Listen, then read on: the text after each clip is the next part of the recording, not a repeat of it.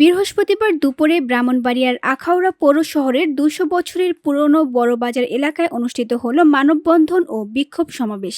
অত্র এলাকার চিহ্নিত ভূমিদস্যুর কারণে সরকারি জায়গায় বিদ্যালয় স্থাপনের পরিকল্পনা দীর্ঘদিন ধরে ভেস্তে যাচ্ছে বলে অভিযোগ তুলেছেন স্থানীয়রা। গত সরকারের আমলে একটি সরকারি প্রাথমিক বিদ্যালয় স্থাপনের উদ্যোগ নেওয়া হলেও ৫ই আগস্ট ক্ষমতার পালাবদলের পর তা আর বাস্তবায়ন হয়নি।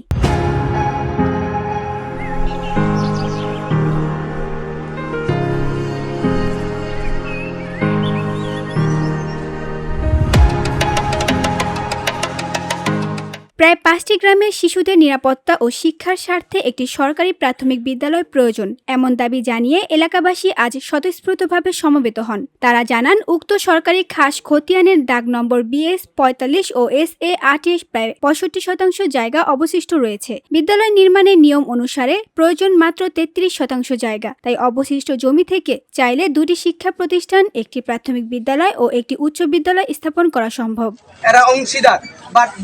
মানববন্ধনে বক্তারা প্রশাসনের কাছে সরকারি জায়গা উদ্ধার করে বিদ্যালয় নির্মাণের জোর দাবি জানান। POD Bangla news desk.